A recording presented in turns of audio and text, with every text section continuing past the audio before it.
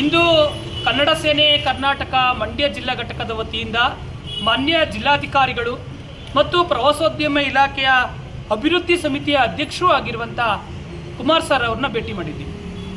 ಭಾಳ ಮುಖ್ಯವಾದ ವಿಷಯ, ಈ ಜಿಲ್ಲೆಯ ಶಾಸಕರುಗಳು, ಈ ಜಿಲ್ಲೆಯ ಉಸ್ತುವಾರಿ ಸಚಿವರು, ಮಾಜಿ ಮತ್ತು ಹಾಲಿ ಪ್ರತಿನಿಧಿಗಳು ಮಾಡಬೇಕಾಗಿರುವ ಹೊಣೆಗಾರಿಕೆ ಕೆಲಸ ಇದು.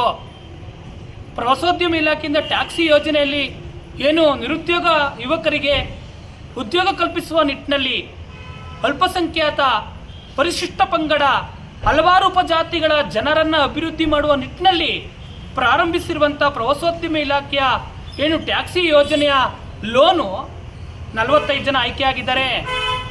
ಜಿಲ್ಲೆಯ ಸಚಿವರು, ಜಿಲ್ಲಾಧಿಕಾರಿಗಳು, ಶಾಸಕರು ಸೇರಿದಂತೆ ಒಂದು ಕಮಿಟಿ ರಚನೆ ಮಾಡಿ ಆ ಕಮಿಟಿಯಲ್ಲಿ ಎಲ್ಲ 45 ಜನರನ್ನು ಆಯ್ಕೆ ಮಾಡಿ ಫಲಾನುಭವಿಗಳಿಗೆ ಚೆಕ್ ವಿತರಿಸಿರುವಂಥ ಬಂದಂಥ ಸಂದರ್ಭದಲ್ಲಿ ಆಗಸ್ಟ್ 15ಕ್ಕೋ 16ಕ್ಕೋ ಡೇಟ್ ಫಿಕ್ಸ್ ಮಾಡಿ ಚೆಕ್ ವಿತರಣೆ ಮಾಡಿ ನಮ್ಮ ಬದುಕು ಎಲ್ಲೋ ಒಂದು ಕಡೆ ಸ್ವತಂತ್ರ ಬದುಕನ್ನು ಕಟ್ಕೊಳ್ಳೋದಕ್ಕೆ ಅವಕಾಶ ಸಿಗ್ತಾ ಇದೆಯಾ ಅನ್ನುವಂಥ ಸಂದರ್ಭದಲ್ಲಿ ರಾಜ್ಯ ಸರ್ಕಾರ ಪ್ರವಾಸೋದ್ಯಮ ಇಲಾಖೆಯ ನಿರ್ದೇಶಕರ ಮೂಲಕ ಹಣವನ್ನು ವಾಪಸ್ ಹಾಕಿ ಎನ್ನುವಂಥ ಆದೇಶವನ್ನು ಮಾಡಿದಾರಲ್ಲ, ಈ ಆದೇಶಕ್ಕೆ ಇಡೀ ಮಂಡ್ಯ ಜಿಲ್ಲೆಯ ಜನ ಮತ್ತು ಕನ್ನಡ ಸೇನೆ ಧಿಕ್ಕಾರವನ್ನು ಕೂಗ್ತಾ ಇದ್ದೀವಿ.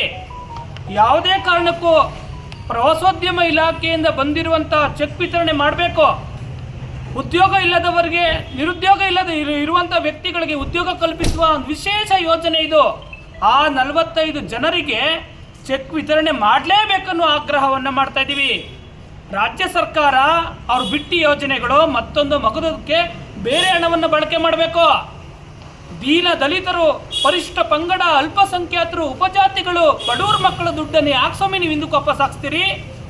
ನಿಮ್ಮ ಕಚೇರಿಯಲ್ಲಿ ಆಯ್ಕೆ ಆಗಬೇಕು ಅಂದರೆ ಎಷ್ಟು ಕಷ್ಟಪಟ್ಟಿದ್ದೀವಿ ಗೊತ್ತಾ? ನಾವು ಪ್ರತಿಯೊಂದು ದಾಖಲಾತಿಗಳ ಆಧಾರದ ಮೇಲೆ 16 ಸಾರಿ ನಿಮ್ಮ ಕಚೇರಿಗೆ ನುಗ್ಗಿ ಓಡಾಡಿ ದಾಖಲಾತಿ ರೆಡಿ ಮಾಡಿ MLA ಗಳ ಹತ್ರ ಹೋಗಿ ಸರಿ ಮಾಡಿ ಆದೇಶ ಬರುವಂಥ ಸಂದರ್ಭದಲ್ಲಿ ಇಂಥ ಸನ್ನಿವೇಶ ಬಂದ್ಬಿಟ್ರೆ ನಾವು ಯಾಕೆ ಸ್ವಾಮಿ ಬದುಕು ರಚನೆ ಮಾಡೋದು?